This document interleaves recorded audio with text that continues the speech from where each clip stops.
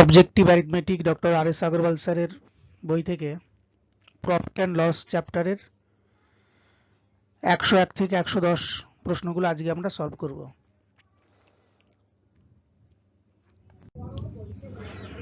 101 নম্বর প্রশ্ন, এ shopkeeper allows A discount of 10% on the marked price of an item but charges a sales tax of 8% on the discount price।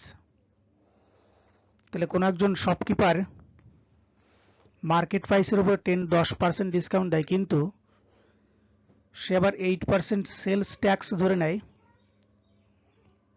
ওই বিক্রয় মূল্যের উপরে। If the customer pays 680.40 as the price including the sales tax, then what is the marked price of the item? যদি কোনো একজন ক্রেতা 680.40 টাকা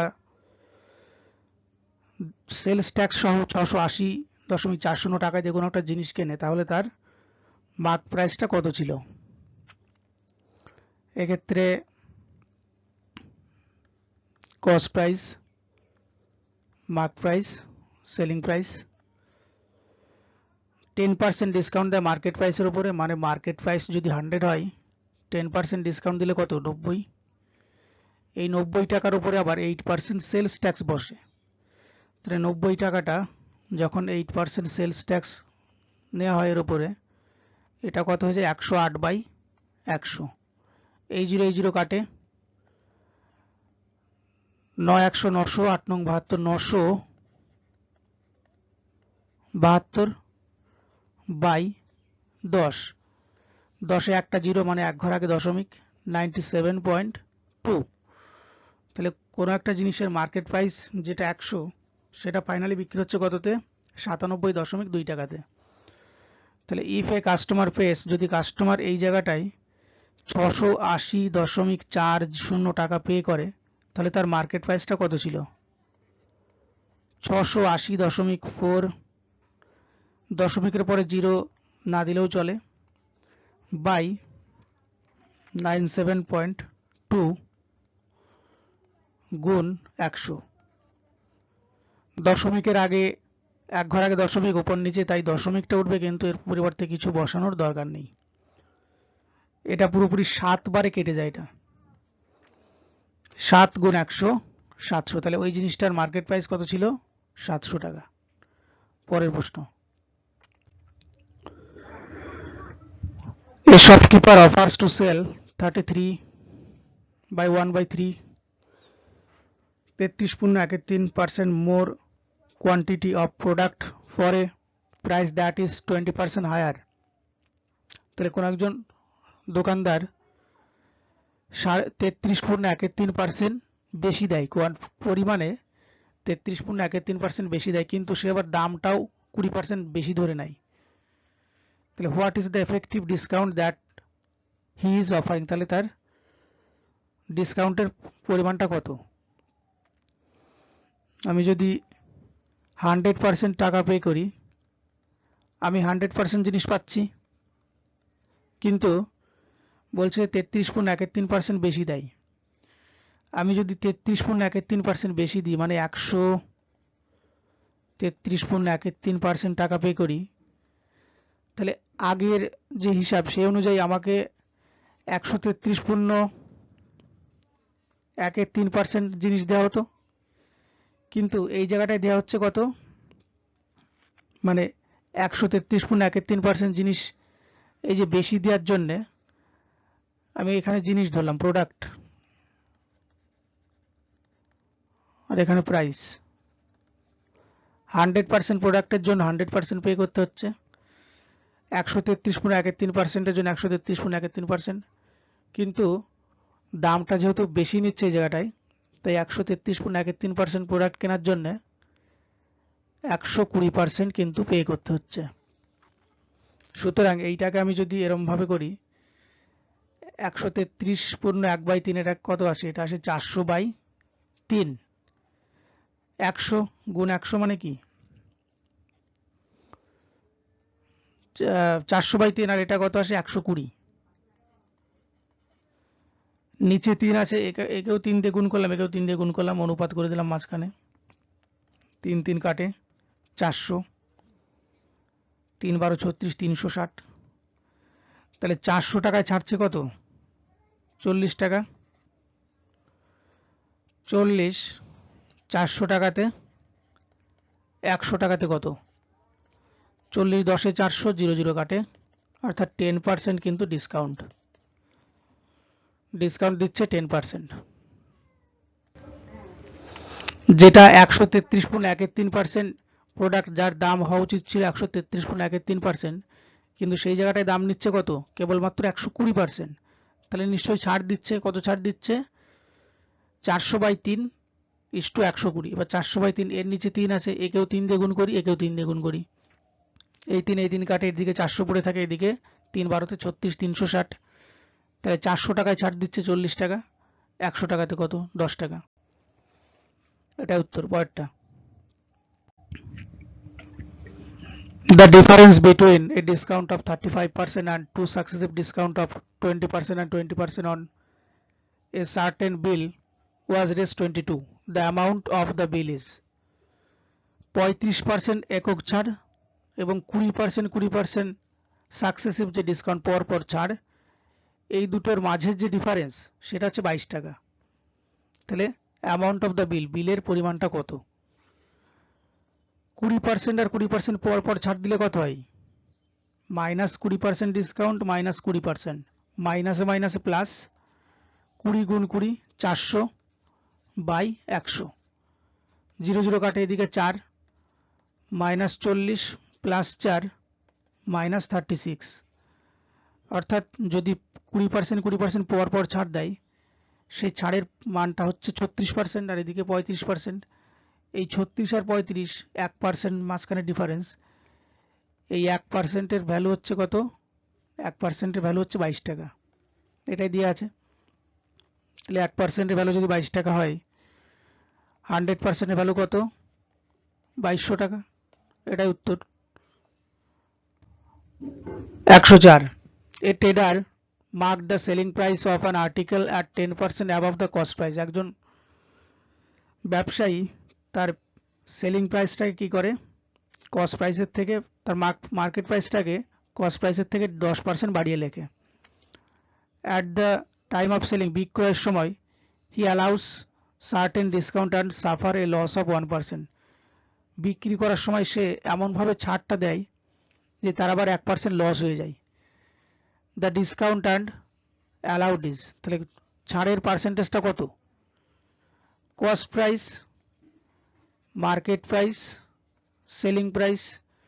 cost price 100 থাকে, মার্কেট প্রাইস 10 টাকা বাড়িয়ে 110 টাকা লেখে, এবং কিছু একটা ছাড় দিয়ে ফাইনালি এটাকে 1% লসে বিক্রি করে। 1% লসে বিক্রি করা মানে কি? 100 টাকার জিনিসটা 99 টাকায় বিক্রি করা ফাইনালি, তবেই তো 1% লস হচ্ছে। 100 টাকার জিনিসটা 99 টাকায় বিক্রি হচ্ছে। তাহলে এখানে ছাড়টা কত দিল? 110 টাকার জিনিসটা বিক্রি করলো, যেটা 110 টাকা গায়ে লেখা দাম, সেটা বিক্রি করলো 99 টাকাতে, মানে এদিকে 11 টাকা ছাড়লো। তাহলে 11 টাকা ছাড় দিল কত টাকার উপরে? 110 টাকার উপরে 11 টাকা ছাড়। 100 টাকায় কত ছাড়? 11 10 110, 0 0 কাটে, অর্থাৎ 10% হলো ডিসকাউন্ট। মানে 100 টাকার জিনিসটা 110 টাকা বাড়ায়, 10% বাড়ায়, আবার 10% কমিয়ে দেওয়ার জন্য 10% কিন্তু তার লস, মানে এই 10% ছাড় দেওয়ার জন্য কিন্তু তার ফাইনালি 1% লস হয়ে যায়। পরের প্রশ্ন 105, if a shopkeeper offers 10% discount on the list price, এই যে একটু টাইপিং এ ভুল আছে, লিস্ট প্রাইস অফ এট হয়, এটা অফ বসবে এই জায়গাটায়। if a shopkeeper offers 10% discount on the list price of a toy, কোনো একটা খেলনার যে লিস্ট প্রাইস মানে কি? মার্কেট প্রাইস গায়ে লেখা দাম, গায়ে লেখা দামের উপরে সে কি করে? 10% ডিসকাউন্ট দেয়, ছাড় দেয়, এটা অফ। হিজ গেইন ইজ 20%, এবং তারপরে তার লাভ হয় কত? 20%। If he gave a discount of 20%, যদি সে 10% ছাড়ের জায়গায় 20% ছাড় দেয়, হি গেইন পার্সেন্টেজ উড বি, তাহলে তার লাভের পার্সেন্টেজ কত হবে? Cost price market price, selling price. তাহলে 100 টাকার জিনিসটা সে কি করে, তাহলে লিস্ট প্রাইস, এখানে লিস্ট প্রাইস প্রাইসের উপর 10% ডিসকাউন্ট দিয়েছে, তার মানে আমি লিস্ট প্রাইস মানে মার্কেট প্রাইসটা 100 ধরছি, এর উপরে 10% ডিসকাউন্ট দিলে কত হবে, 90 টাকা। 90 টাকায় বিক্রি করছে, এই 90 টাকায় বিক্রি করে তার 20% অলরেডি লাভ হয়ে গেছে। মানে লাভ ক্ষতি কার সাপেক্ষে বিচার করা হয়, লাভ ক্ষতি বিচার করা হয় কস্ট প্রাইসের সাপেক্ষে। তাহলে কস্ট প্রাইসের সাপেক্ষে এই 90টা কত পার্সেন্ট, কস্ট প্রাইসের সাপেক্ষে 90টা কিন্তু 120%। কস্ট প্রাইস নিজে 100% এবং তার সাপেক্ষে 90টা 120%। তাহলে 90 হচ্ছে 120% কস্ট প্রাইসের সাপেক্ষে, তাহলে ইন্টু 100, 0 0 কাটে, 3 3 9, 3 4 12, 4 25 100, 3 25 75। তাহলে কস্ট প্রাইসটা কত ছিল, 75 টাকা। কস্ট প্রাইস 75 টাকা, মার্কেট প্রাইস 100 টাকা, সেলিং প্রাইস 90 টাকা। এবার বলছে যে সে যদি 20% ডিসকাউন্ট দিত, তাহলে ডিসকাউন্ট কার উপরে দেয়, মার্কেট প্রাইসের উপরে দেয়। 100 টাকায় সে যদি 20% ডিসকাউন্ট দিত, দামটা কত হতো, 80 টাকা। তাহলে তখন তার লাভের পার্সেন্টেজ কত হতো, 75 টাকার জিনিসটা বিক্রি হচ্ছে ফাইনালি 80 টাকাতে, তাহলে 5 টাকা লাভ। 75 টাকায় 5 টাকা লাভ, 100 টাকাতে কত, 5 15 তে 75,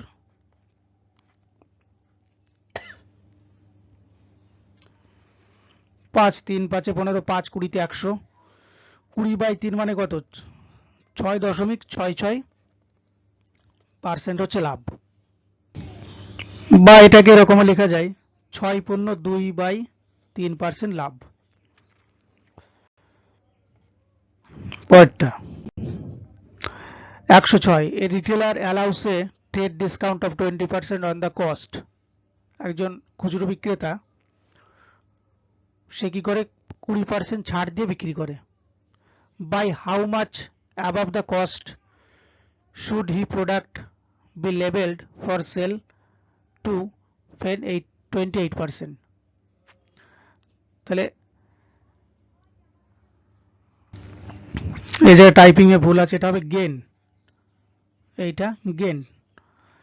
তাহলে how much above the cost should the product be labelled, তাই ক্রয় মূল্যের উপরে কত পার্সেন্ট সে বাড়িয়ে রাখবে যাতে বিক্রি করার পরে তার 28% লাভ থাকে।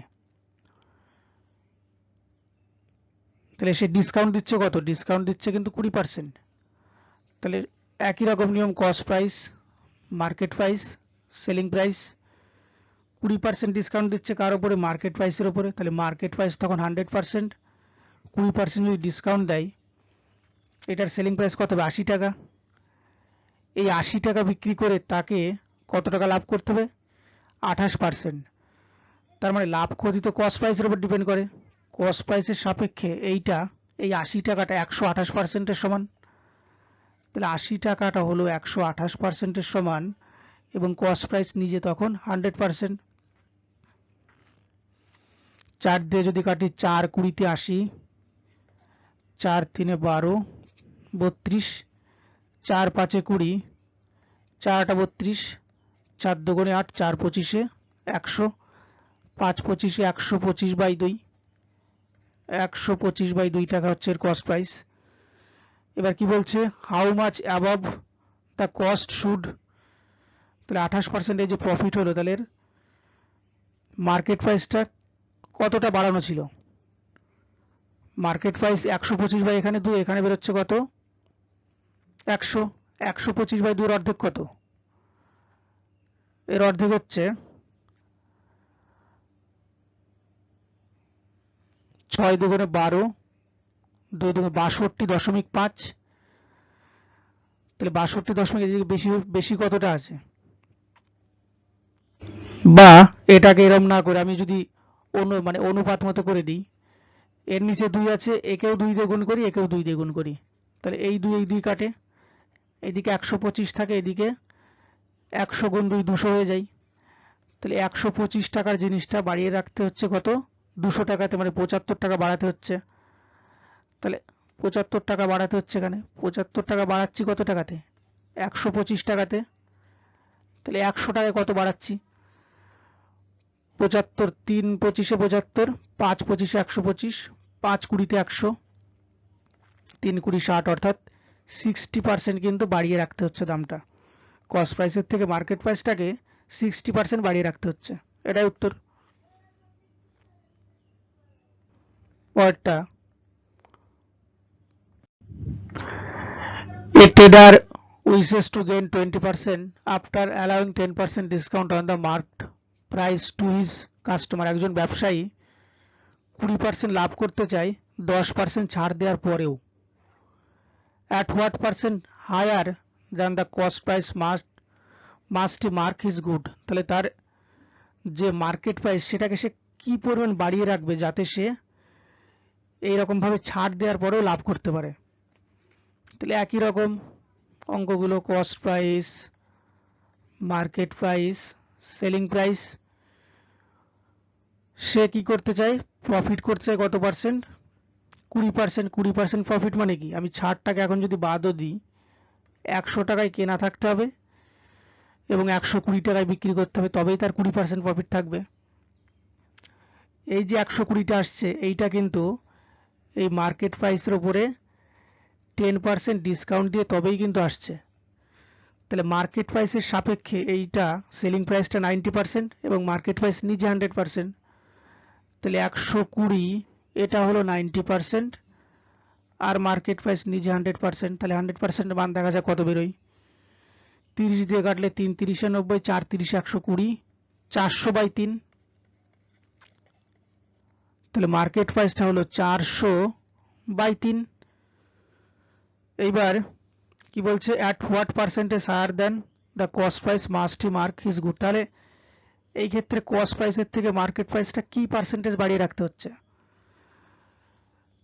এইটাকে, এটা 400/3 আর এটা 100। এটা আমি যদি খুব সহজে করতে তাহলে কি করব? উভয়কেই 3 দিয়ে গুণ করে দেব। তাহলে নিচের এই 3 গুলো কেটে যাবে, একেও 3 একেও 3 দিয়ে গুণ করি, 3 100 300, আর এই 3 কেটে গিয়ে থাকে এখানে 400। তাহলে 300 টাকার জিনিসটা বাড়াতে হচ্ছে কত? 100 টাকা। 100 টাকা বাড়াতে হয় 300 টাকার উপরে। তাহলে 100 টাকায় কত? পার্সেন্টেজে কত? 0 0 কাটে, 3 দিয়ে 100কে ভাগ করলে কত? 33.1/3% কিন্তু বাড়িয়ে রাখতে হচ্ছে। এটাই উত্তর। পরেরটা,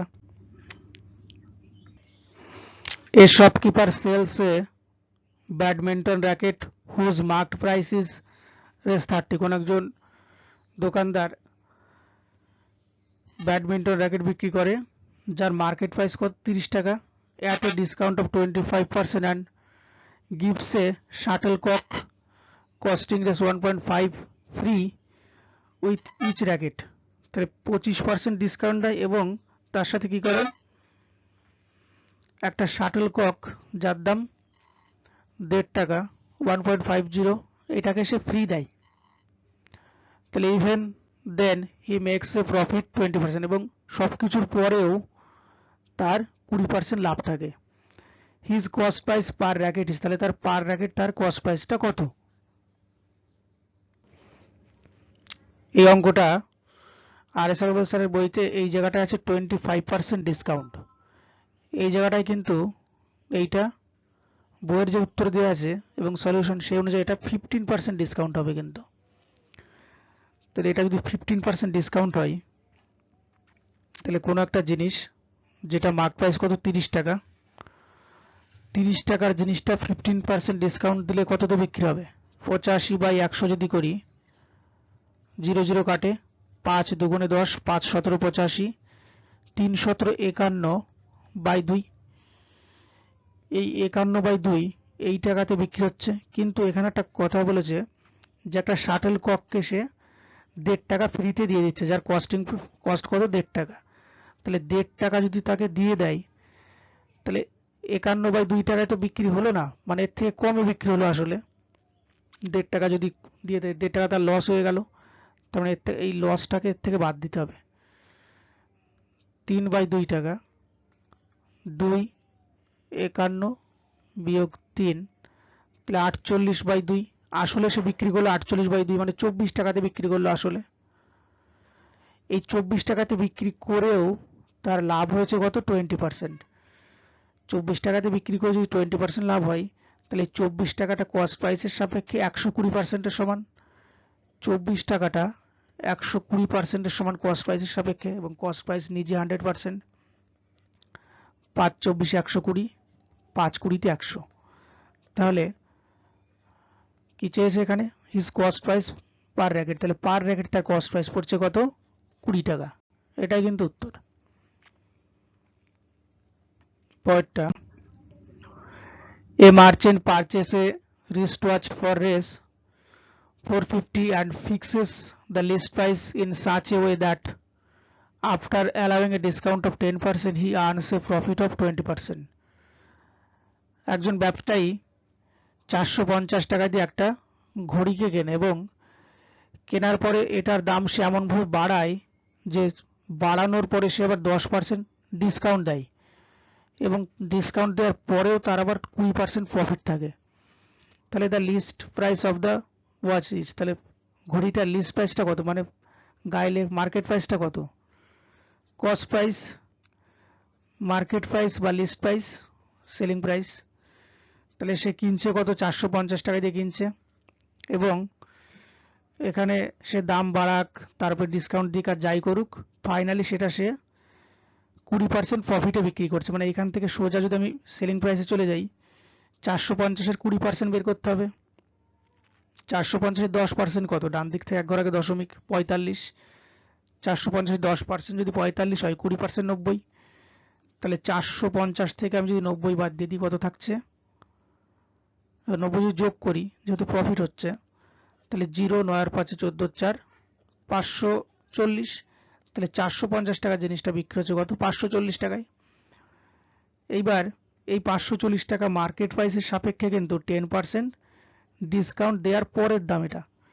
তাহলে মার্কেট প্রাইসটা তখন 100%, তার সাপেক্ষে সেলিং প্রাইসটা 90%। তাহলে 540টা হলো 90% কার সাপেক্ষে? মার্কেট প্রাইসের সাপেক্ষে।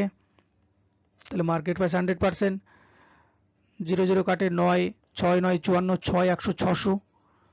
তাহলে মার্কেট প্রাইসটা কত ছিল? 600 টাকা ছিল, তারপর 10% ডিসকাউন্ট দিয়ে 540 টাকা বিক্রি হয়েছে এটা। এইবার কি বলছে যে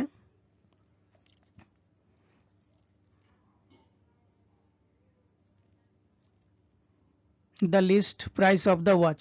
তাহলে ওয়াচটার লিস্ট প্রাইসটা কত? লিস্ট প্রাইস কত? 600 টাকা। এটাই উত্তর, 600। পরেরটা, এ wholesaler sales 20 pence at the marked price of 16 pence to a retailer. একজন হোলসেলার 20টা পেনের যে mark price 20 pence at the mark price of 16 pence to a retailer। তাহলে 20টা পেনের যে মার্কেট প্রাইস সেই দামে সে 16টা পেন বিক্রি করে একজন খুচরো বিক্রেতাকে। The retailer in turn sells them at the market price। Retailer আবার পুনরায় সেইটাকে মার্কেট প্রাইসে বিক্রি করে। The gain percent to the retailer is, তাহলে এই যে দুটো দাম আছে, একটা হচ্ছে মার্কেট প্রাইস, একটা সেলিং প্রাইস। মার্কেট প্রাইস কটা পেনের মার্কেট প্রাইস?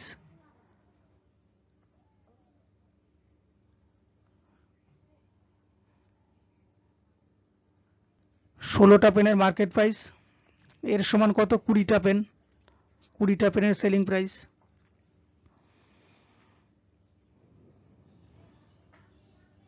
তাহলে এই যদি অনুপাত দিয়ে দিই, market price by selling price, আর আড়ি গুণ হয়, তাহলে সেলিং প্রাইসের সাথে কোনটা আছে? 20 আছে। তাহলে এরকম যদি গুণ হয় আড়াআড়ি, এদিকে 20 যাবে আর 16টা নিচে আসবে। তাহলে মার্কেট প্রাইস সবসময় সেলিং প্রাইসের থেকে কিন্তু বেশি থাকে। মানে 20 টাকা যদি মার্কেট প্রাইস থাকে, সেটা বিক্রি হচ্ছে কত? 16 টাকাতে। খুচরো বিক্রেতা যে, সে কিন্তু এই টাকাতে কিনে আনছে, কিনে এনে পুনরায় আবার ওই 20 টাকাতে বিক্রি করছে কিন্তু। তাহলে 16 টাকায় কিনছে, কিনে আবার 20 টাকায় বিক্রি করছে। তাহলে 4 টাকা লাভ হচ্ছে তার। 4 টাকা লাভ হচ্ছে 16 টাকাতে। 100 টাকাতে কত লাভ? 4 4 16, 4 25 100, মানে 25% তার লাভ। পরেরটা,